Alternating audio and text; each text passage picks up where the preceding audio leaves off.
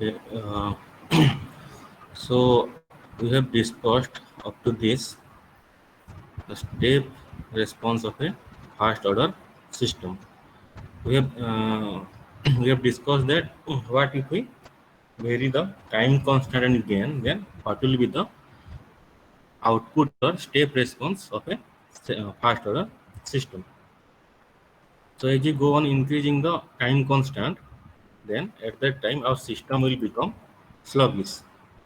But when we increase our gain, then our system will become faster, or we can say we'll get more or faster response.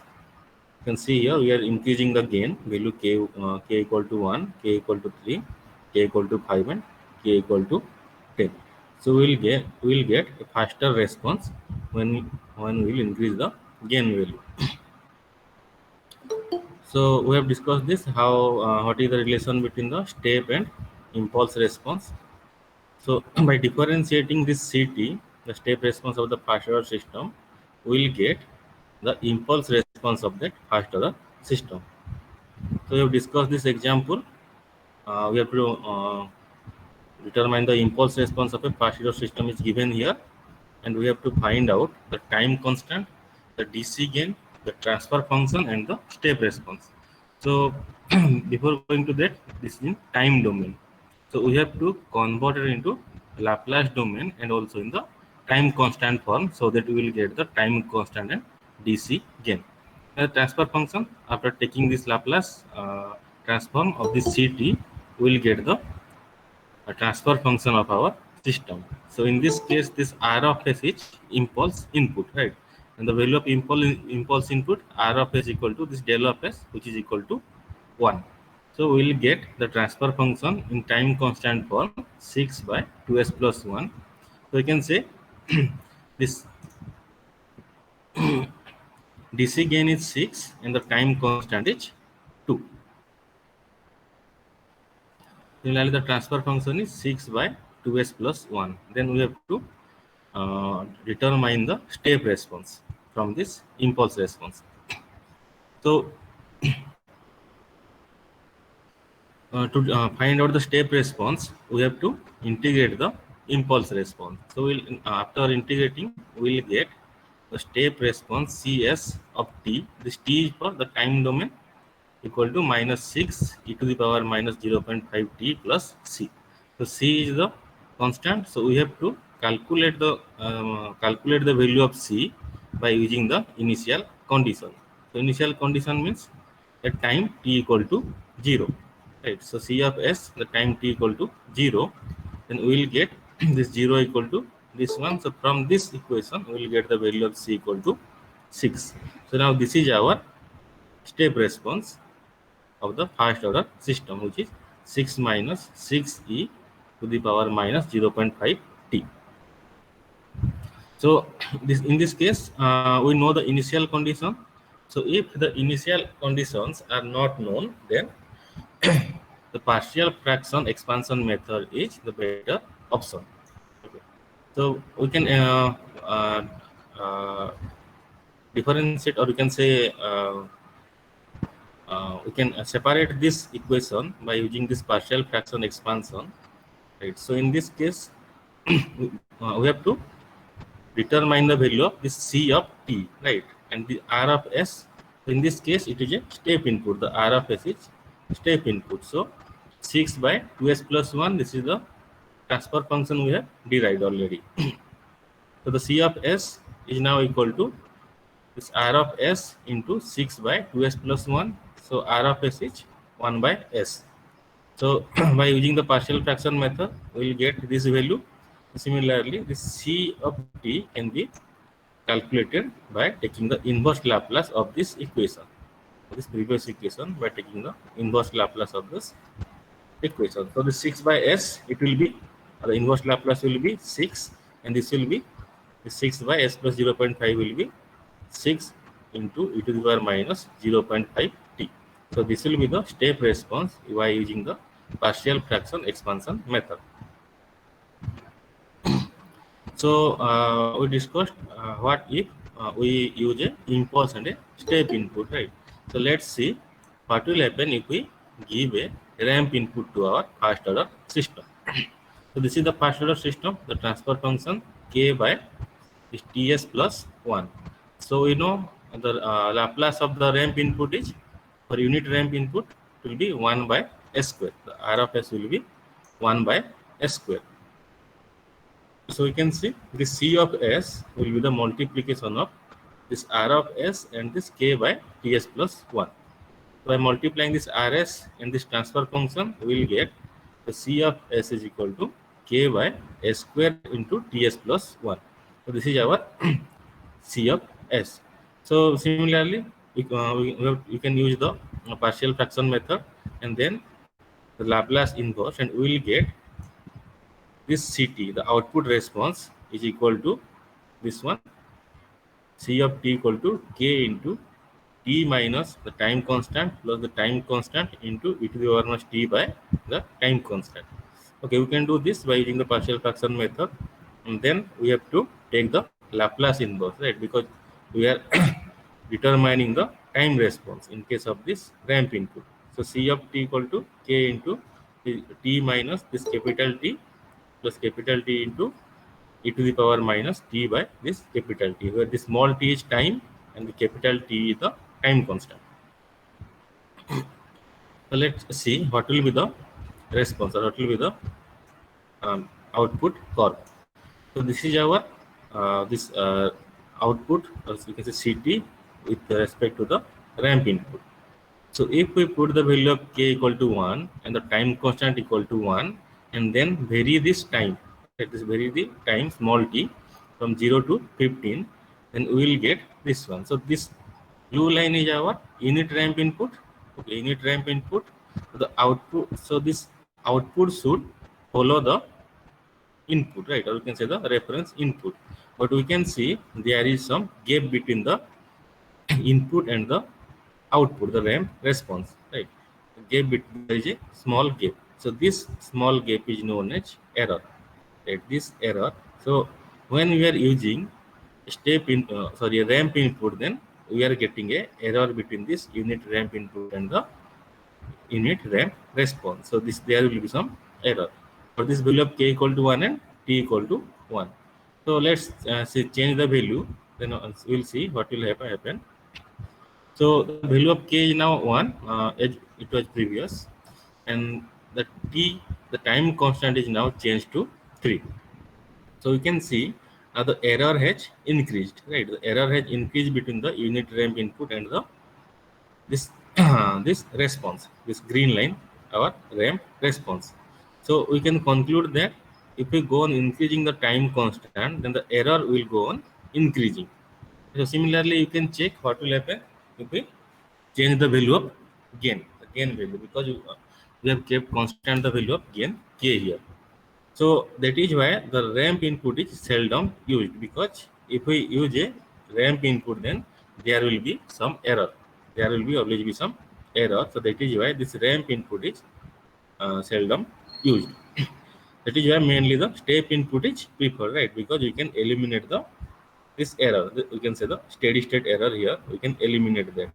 But in case of ramp input, there will be always some error. So similarly, you can do for this parabolic response, right? Unit parabolic input, 1 by s cube, r of s will be 1 by s cube, and you can see what will happen to the response. So this is given in every book. You can follow this. So we will not go to discuss this one. So this is how we can practically determine the transfer function of a first order system. So I'm just going to read it out. So often it is not possible or practical to obtain system transfer function analytically. So perhaps the system is closed and the component parts are not easily identifiable. So the system step response can lead to a representation even though the inner construction is not known, right? If you have a step input, then this step response, it can lead to a representation even though the inner construction is not known. So with a step input, we can measure the time constant and the steady state value from which we can identify the transfer function. So see here, let's see an example. Right, so we have this first order system in the time constant form. It is given as k by ts plus 1. So if we can identify the value of the gain k and the time constant t from the laboratory testing, then we can obtain the transfer function for the first order system. Right, we have to identify this value of gain k and the time constant. So let's see how we can do this practically. So for example, let say here we have given a unit. So it is given for this unit step response. Right? This figure is given for the unit step response. So we can say we are applying a step unit step input. So from the response, we can measure the time constant. Right? We can measure the time constant, and that is the time for the amplitude to reach 63% of its final value. Right? You know, this t will be equal to the time constant when it reaches the 63% of the final value. So in this case, our final value is 0.72. So the 63% will be here at some 0.45. So the 63%, then this will be our time constant of the system in this time axis. So we can identify the time constant from this graph. So from the response, we can measure the time constant, that is the time for the amplitude to reach 63% of the final value. Right. So we have discussed earlier this at t equal to the small t equal to capital T, the response will be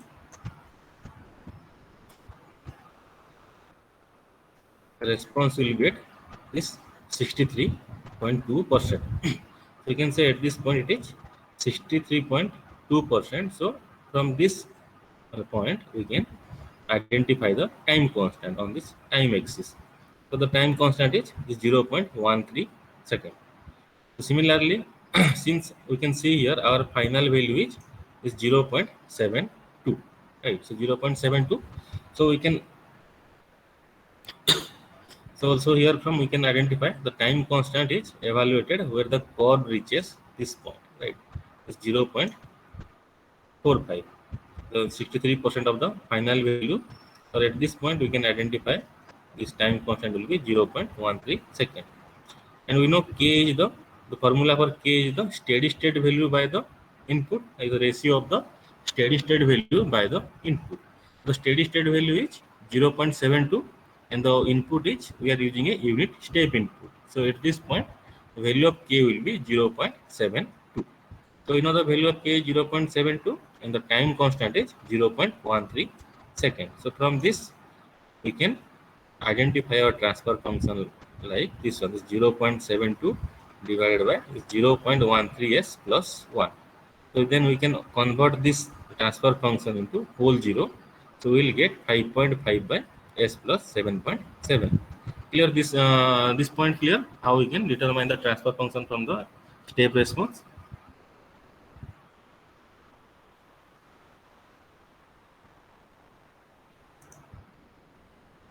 Okay, so no doubt then. Very good. So let's see what will happen if our first order system have a 0. Right? The first order system with a 0. So in this transfer function, we can see our 0 of the system lie at this point. There is a 1 plus alpha s. So the value of 0 is minus 1 by alpha. And similarly, the pole is at, from this time constant, we can determine the value of pole. It will be minus 1 by t. So similarly, you can determine the step response. So the C of S and R of S is equal to 1 by S. So 1 by S will be multiplied with this transfer function. And similarly, by the partial fraction expansion method and then the Laplace inverse, we can determine the step response. Okay, so C of t will be equal to K plus K by T alpha minus T into e to the power minus T by the capital T. So this will be the step response of the system with a 0. So let's see what is the similarity between the system with and without 0. So these are the step response. This is without 0. The first one is this. Sir, without your slide टा ଟିକେ आउथरे. ଏଇଟା. Yes sir. So till now we are discussing that our first order system have only pole, right? Because it was k by ts plus 1. So now let's consider that our first order system have a 0. So 0 means in the numerator polynomial there should be s. So we have this k into 1 plus alpha s. So this alpha we can say time constant form. This is in the time constant form. So from this we can determine the value of s, right? This 1 plus alpha s. So 1 plus alpha Sir, is equal 1 to plus alpha is टा भी time constant form रे अछि. हाँ माने जदि s सहित multiplied थिबो ताजे टाइम कांस्टेंट ट्रांसफर फंक्शन हला time constant form of transfer function Yes sir. s सहित किछि किंतु ए एग्जांपल खाली किछि मल्टीपल नाही only one then s plus 7.7 but a case 0.13 s plus 1 यदि s सहित किछि मल्टीप्लाई थिबो then it will be the time constant form okay so here in the numerator and denominator with the 0 we have a alpha and with the pole we have a t. So we can determine the 0 value of 0 here by equating this equation 0 1 plus alpha is equal to 0. So from this we can determine the s will be equal to minus 1 by alpha. Similarly from this denominator the s will be minus 1 by t. So the numerator has the 0 and the denominator have the pole, right? So it will be the 0 is minus 1 by alpha and the pole is minus 1 by t. So we have to determine the step response, right, of this first order system. The step response means the r of s equal to 1 by s the step input because r of s is the input. So we are giving this r of s as a step input, unit step input. So this r of s equal to 1 by s. So if this r of s goes to this side, then it will be multiplied with this one. So as this r of s is equal to 1 by s, then it will be the c of s will be equal to k into 1 plus alpha s by s into ts plus alpha. So similarly, then we have to use the partial fraction method, right? With this s and ts plus 1, then we will get this value, this k by s plus k into alpha minus t by ts plus 1. So then we have to take the Laplace inverse to determine the value of c of t. This k by s, right? 1 by s, the Laplace inverse of 1 by s will be equal to 1. So it will be only k, right? K is the constant, so it will be k. Plus, then similarly it will be k by t. Then this is a constant alpha minus t. Then for this term, the denominator term ts plus 1 will get e to the power minus t divided by the capital T. And this is the basic Laplace operations. Okay, Laplace transform, Laplace inverse. You can easily find in any book, any control system book at the starting. So we'll get this one, the c of t equal to k into k by t into alpha minus t into e to the power minus t by tau. So we can see the similarity. Let's see what will be the similarity of the step response of first order system with and without 0. So without 0, we are getting the c of t equal to k into 1 minus e to the power minus t by capital T. Similarly, this is with 0, right? The c of t equal to k plus k by t alpha minus t e to the power minus t by capital T.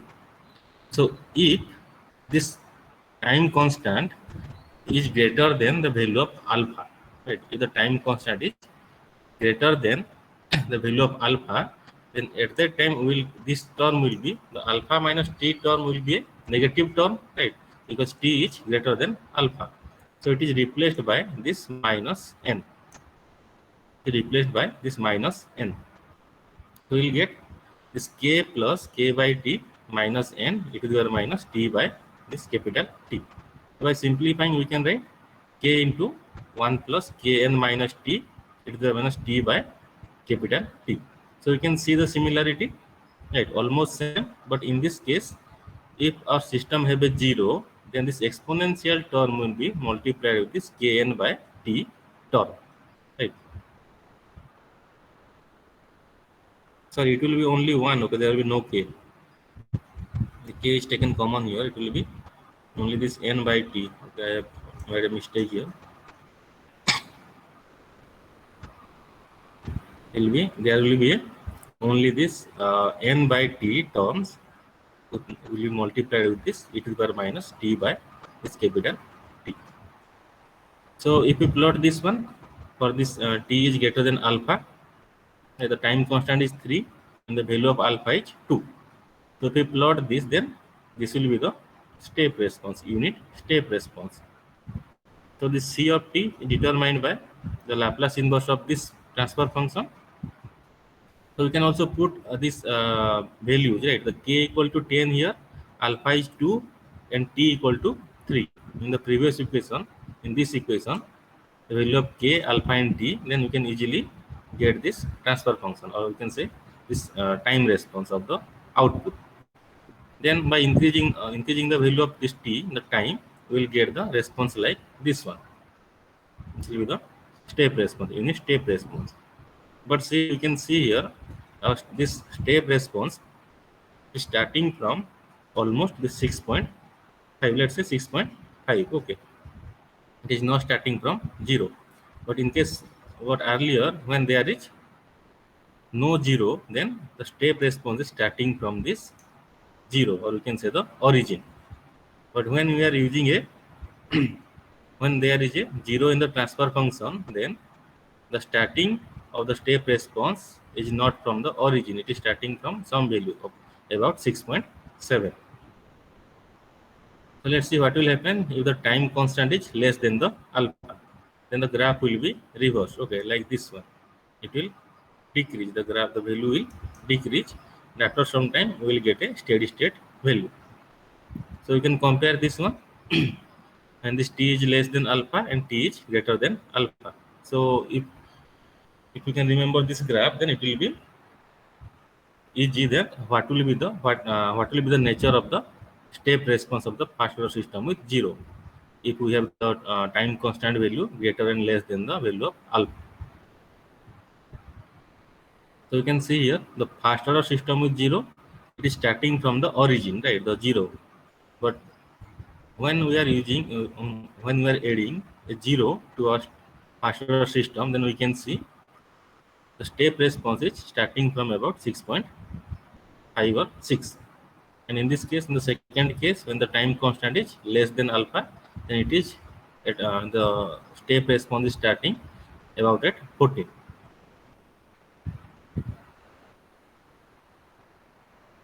Similarly, we have discussed this pole zero map, right? So the first order system means there will only, so this C of S by R of S equal to 10 by S plus 1. So we can say here the value of pole is minus 1. S will be equal to minus 1. So the pole will be represented by this cross symbol at minus 1. So we can say the time constant is 1 here. Similarly here for 2, the pole is at minus 2 and the time constant is 0.5 second. Similarly, you can see this. So see here the comparison between the step response of different transfer function, first order transfer function. So we can see this 1 by S plus 1, we are getting a steady state value at 1, right? For this 1 by S plus 1, we are getting a steady state value at 1. And similarly, for this 1 by S plus 10, we are getting the steady state value at 0.1, right? And also we can notice that in this transfer function, we don't have 0. In both the transfer function, we don't have any 0. So that is why the step response is starting from the origin. At the origin, we can see this origin point, starting from this origin point 0. So this is a very important topic, but there is not very much about this system with delays in the control system 1. So you should know the basic that how we can represent if your system have a delay.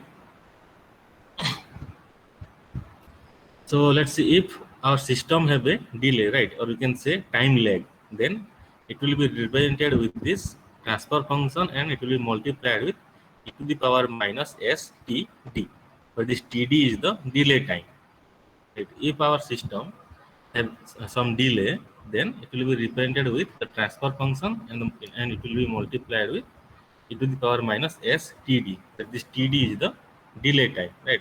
How much, by how much time the system lag behind, it will be represented with this exponential term. So you can see for this the unit step response will be like this one. So you can see here there is some delay, right? This TD, the delay time. You can say after this point our step response is picking its original shape, but before that we have some delay. It is going slowly, and then it will get to our original step response. So similarly in this case also, right, let's see here the step response is here constant first. Okay, for the delay time of 2 seconds, because here we have this e to the power minus 2s, right? Those 2 is our delay time, so that means we will get a constant value up to this 2 seconds, and only after that our step response will show its original nature, right? You can say here after 2 seconds, then the step response is getting its original shape. So we can say the final value is 10 here, right? You can see that the final value is 10 here. And as the R of S is a unit step input, so the value of K is the steady state value divided by the input. So input is 1 and the steady state value is 10. So the value of K is equal to 10 by 1, which is equal to 10. So you can see here from the graph, right, up to 63%. You have to check up to 63%. So you can see this will be the delay time, and then now the time constant is 3 seconds. And for the 63%, we have to check that. So as our final value is 10, so the 63% will be 6.3.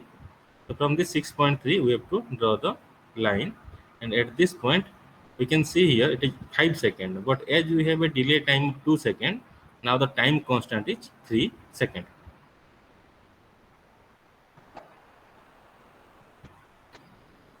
So anyone doubt regarding this up to this?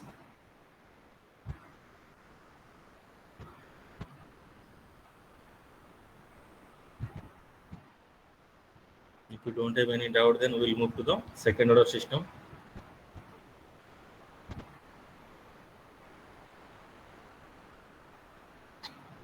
Okay, so let's summarize that we have this standard test signals, right? The step, the impulse, the step, the ramp, and the parabolic. Why these inputs are used?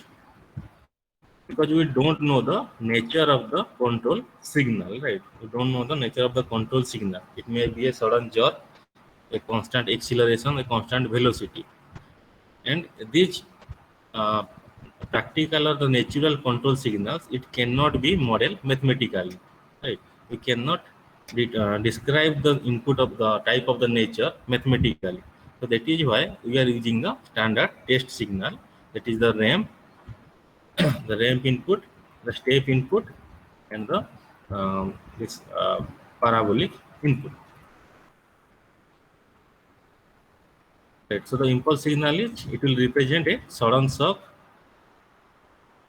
In the step signal, it will represent a sudden change of the input signal, and the ramp signal, it will represent a constant velocity of the input signal, and the parabolic will, it will represent the constant acceleration of the input signal.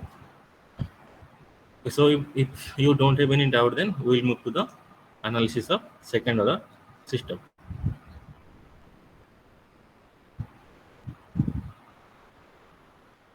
So see here, this is very important point here. So as you have already discussed, the effect of location of poles and zeros on the transient response of the first order system.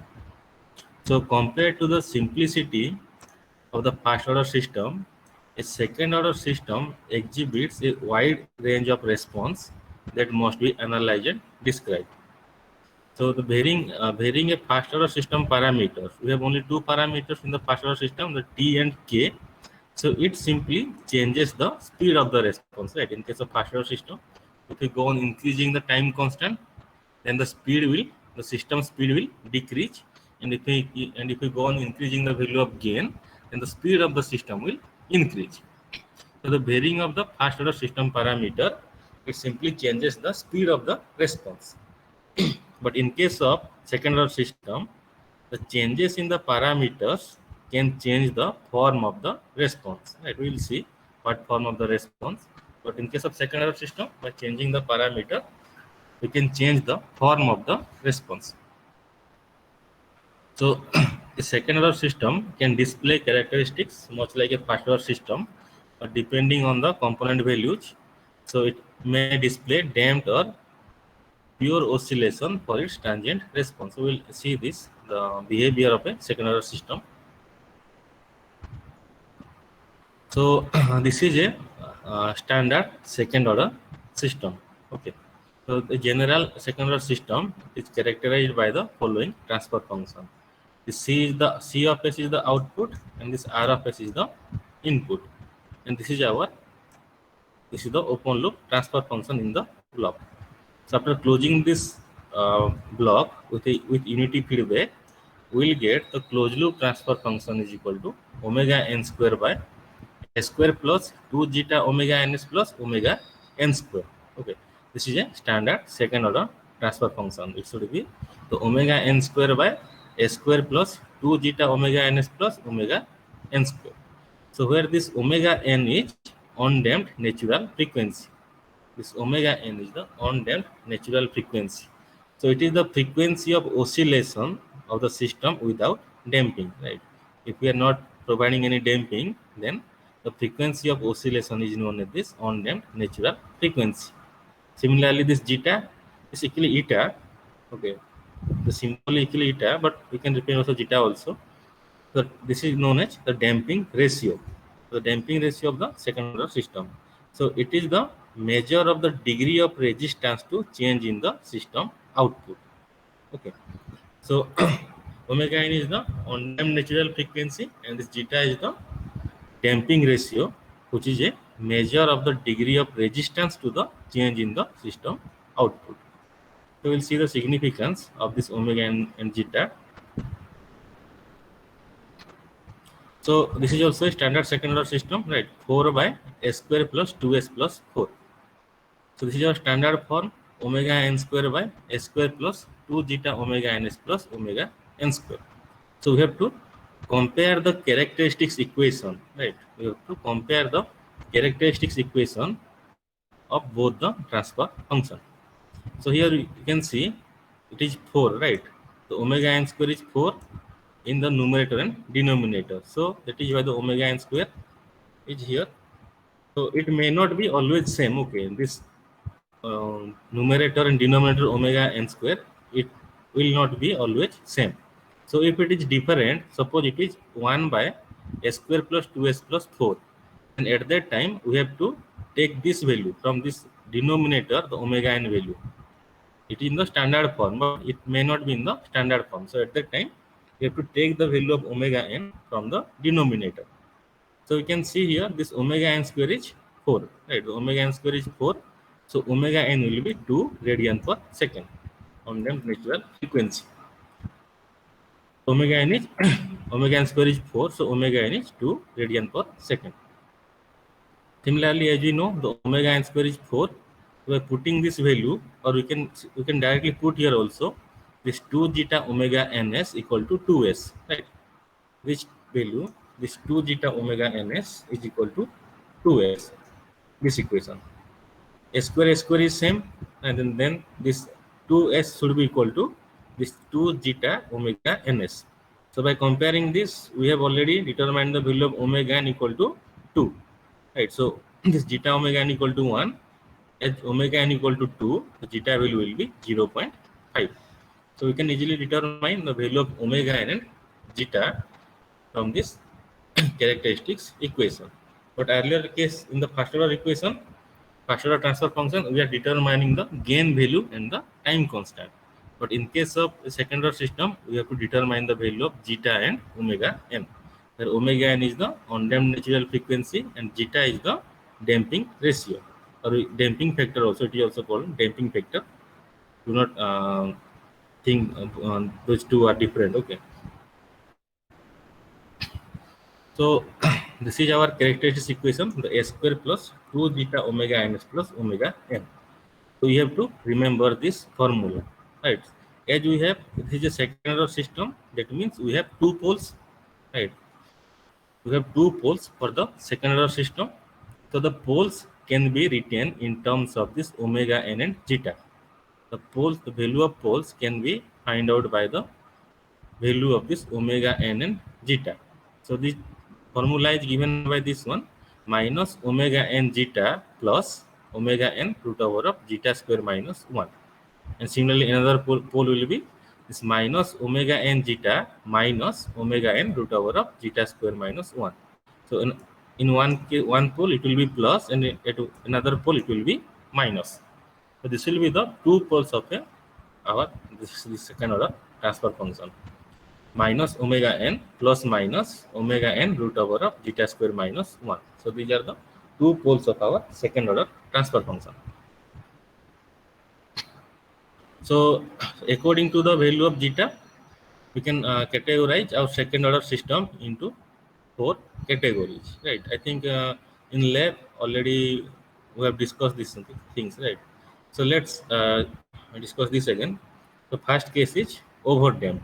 Okay, so overdamped means, the first remember, damping means the reduction in oscillation, right? We have to reduce the oscillation. Damping, the meaning of damping is reduction in the oscillation. Overdamping means the oscillation is reduced very much. Okay, over, it is done very overly. The damping has been reduced very much. That is why it is known as overdamped. Right? So in our system we have oscillation, so we have to reduce the damping.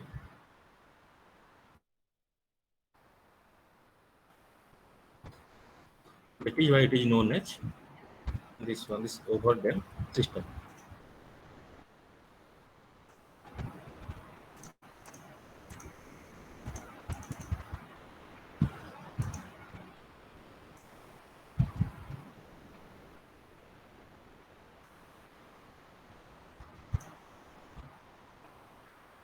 So for a overdamped system,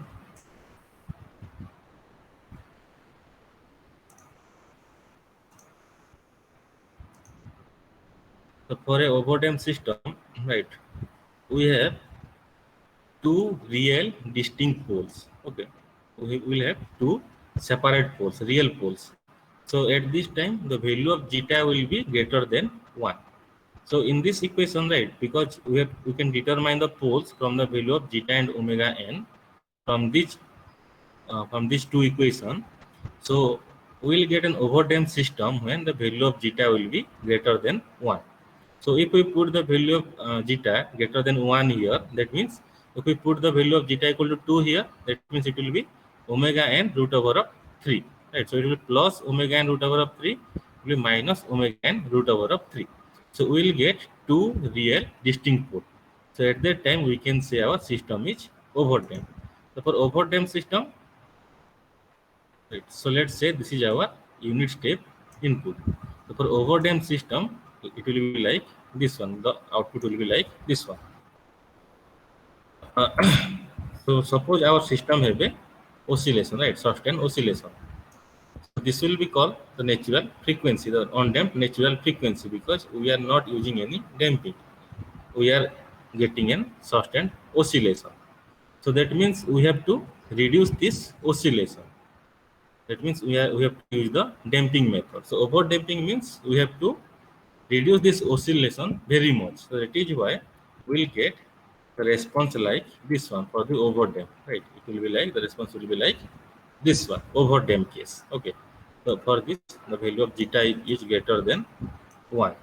The first case. So at that time we will get two distinct pole, two different pole. Okay. Real pole. It will be not an imaginary. Similarly, the next one is the underdamped system, right? So when the system has two complex conjugate poles, so at that time the value of zeta should be greater than 0 and less than 1, right? So if we put the value of zeta less than 1, so that means we will get a complex term here, right? The root over of a negative term will be a complex term. So we will get this minus omega n zeta plus j omega n and some value.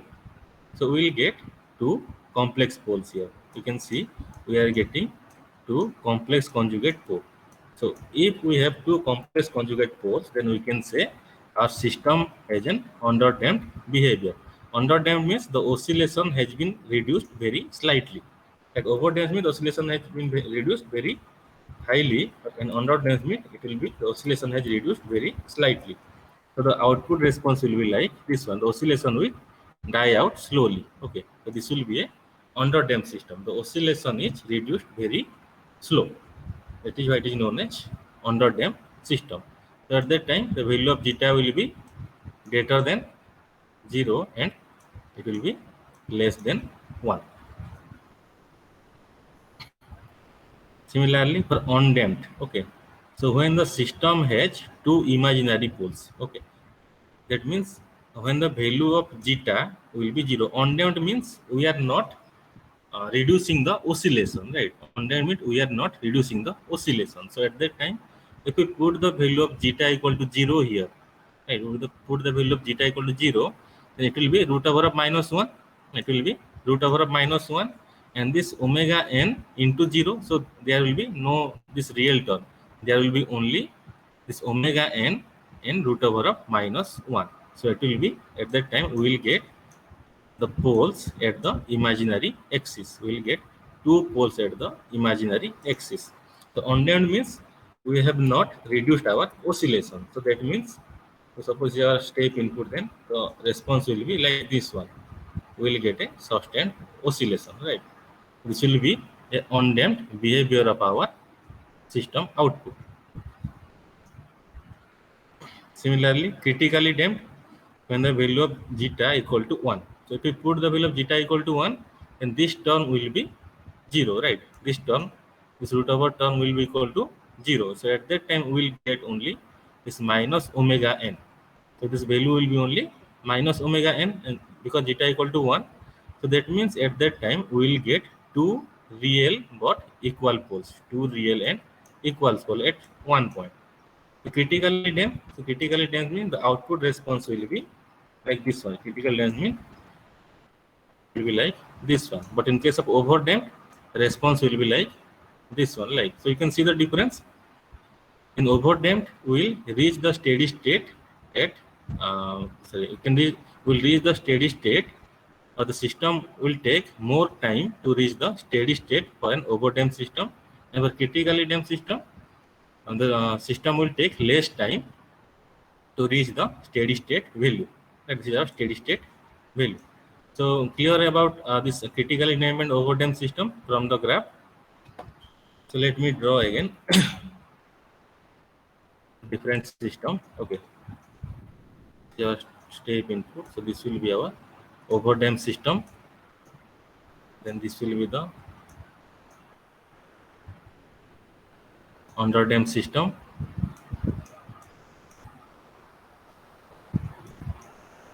And this will be undamped system, right? Undamped system,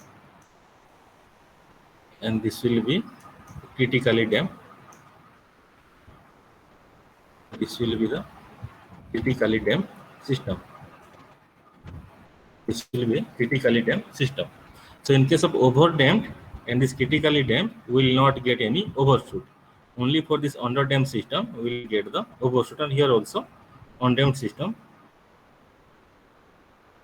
will get the overshoot. Okay, so up to now this clear about this four type of system behavior. Right. In the first slide, we discussed these things. That varying the first order system parameter, it only changes the speed of the response. But in case of second order system, it changes the form of the response, right? We are getting four type of response: over damped, under damped, critical, undamped, and critically damped system.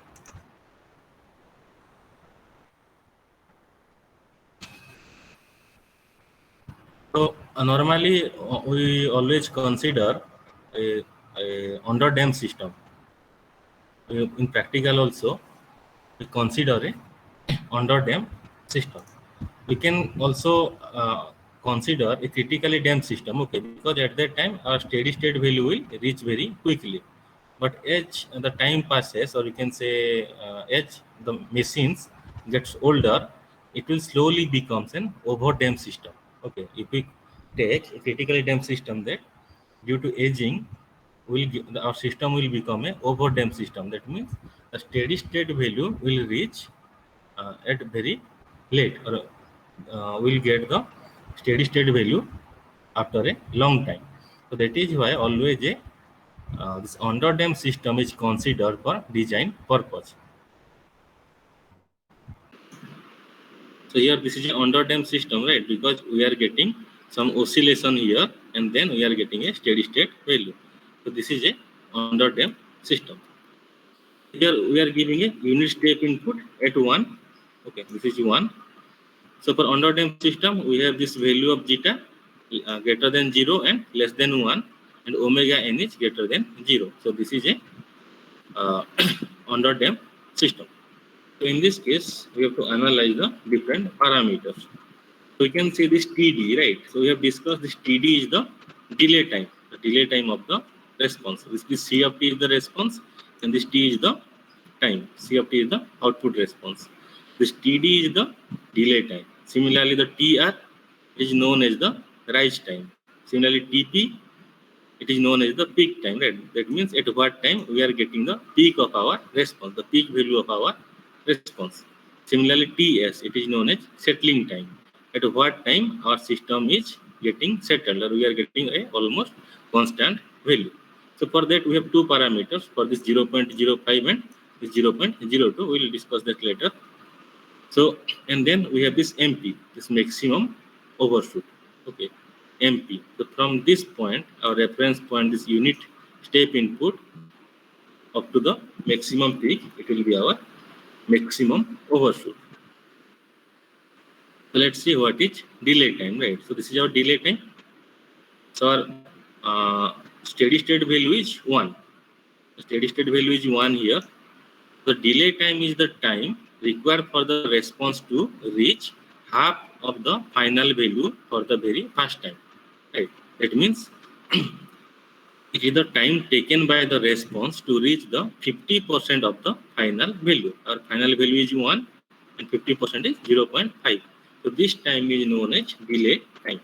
The time taken to reach the 50% of the final value for the first time. Similarly, next is the rise time. The rise time is the time required for the response to rise from 10% to 90%, 5 to 95%, or 0 to 100% of its final value. So normally we consider two cases, under damped and over damped system. So for under damped system, the rise time is defined as the time taken by the response to reach the 100%. Right, 100% means this one. The 100%, the first 100%. So this is the rise time, the time taken by the response to reach the 100% of the final value. Similarly, for over damped case, it should be 10 to 90%. From this 10 to 90% of the final value. So this will be almost 10 and this will be almost 9. So this time will be our rise time for an over damped system. And for under damped system, it is 0 to 100%.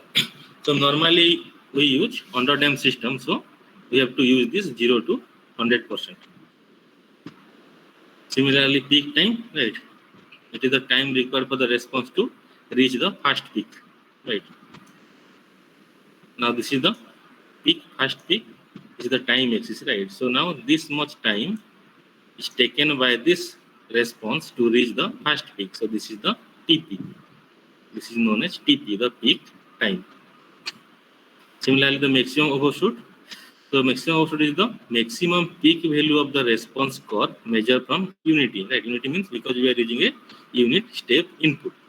So if the final steady state value of the response differed from unity, then it is common to use the maximum percent overshoot. And it is defined by the CTP. Right? This is the maximum peak we have achieved, and this is the final value. C infinity is the final value divided by C infinite into 100%, right? So let's say our we are giving a step input, unit step input. So at that time, our final value will be equal to 1. So we will represent this C infinite equal to 1. And if we are getting a maximum overshoot of 1.2, then it will be 1.2 minus 1 divided by 1 into 100%. So we'll get our overshoot to be this 20%. So the amount of the maximum overshoot directly indicates the relative stability of the system. So we'll see that later in the analysis. And then comes the settling time. Okay. So the settling time is the time required for the response curve to reach and stay within a range about the final value of the size specified. Okay. So in this case, we can see there is a range specified. It is known as this allowable tolerance. One is this 2%, another is the 5% tolerance band. Okay. So the settling time, it is the time required for the response curve to reach and stay within a range about the final value of the size specified by absolute percentage of the final value. So normally it is given, it is specified by either 2% or 5%. Okay. So our output should remain within the 5% of the tolerance or 2% of the tolerance. It should be specified. So this is the settling time, right? So we can normally say the time required by the response to finally settle at the final value, about the final value, right? Because there is no more oscillation, it is inside this range. So we can say at this point we are getting our settling time. This means the time at which our output response settle. So there is a derivation of the second order system, how we can derive the C of t value. So as your exam will be online, so this derivation won't come. But earlier when it was offline exam, this derivation used to come, the step response of the underdamped system. So we'll discuss this in the next class. So up to this, on the second order system also, any doubt?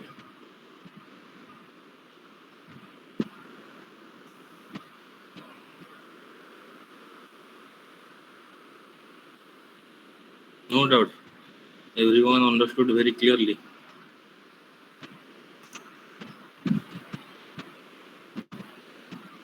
Sir, the time to respond, sir, the time required by system to respond, sir, the less amount of time it requires, the more sensitive will the system. Can we say that? Sensitive, not in terms of sensitive. What time? The rise time or the peak time? What's the settling time? The Which settling time? time I want. We cannot say continuous sensitive, but the less the settling time, we have then we can say it is a very good system. Okay. Because our steady state value should reach as much as possible. Let's suppose you are switching on your fan. Okay, so let's say your steady state value of your fan speed is let's say 400 RPM. Okay, so when you switched on, if it takes 10 minutes to reach the 400 RPM, then it is not a good system. Okay, it should reach within 2 or 3 seconds. Then we can say it is a very good system. So we cannot say in terms of sensitivity.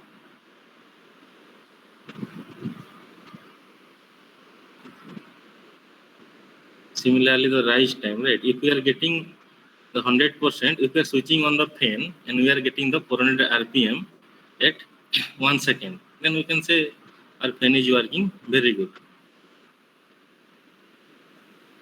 But it may oscillate between this 400 to 350 RPM, right? So suppose this is our 400, this one is, say, let's say our speed of the fan is 1 RPM, okay? In this diagram, the fan of the speed is 1 RPM. So that means our the time taken by our fan to reach this 1 RPM is known as the rise time. Clear? 100%, that means 1 RPM is the speed of the fan. So the time taken by our fan to reach 1 RPM, it is known as the rise time. then it may oscillate. Okay, the speed may oscillate at beginning, but after some time it will give a constant speed of 1 rpm. So the time at which it is giving a constant speed of 1 rpm, we can say we have achieved our settling time.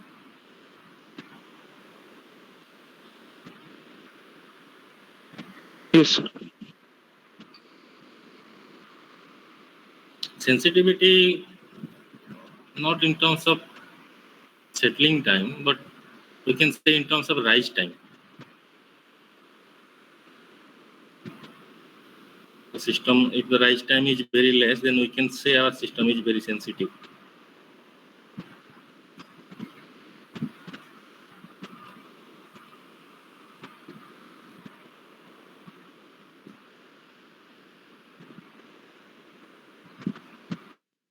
So no one have any doubt.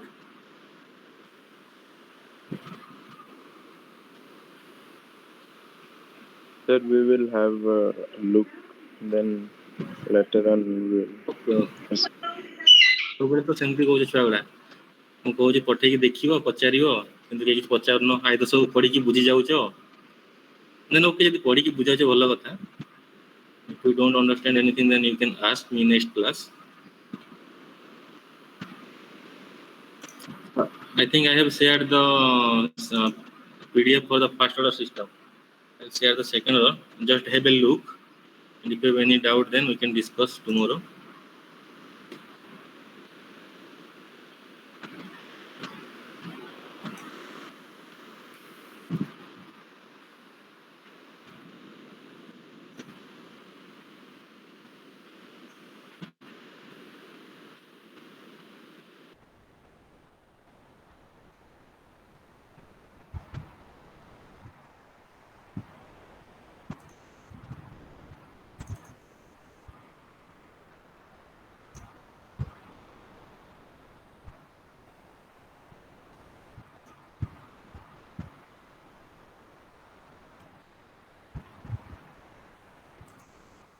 Okay, then if you don't have any doubt, any more doubt, then we should stop here. We will meet again tomorrow.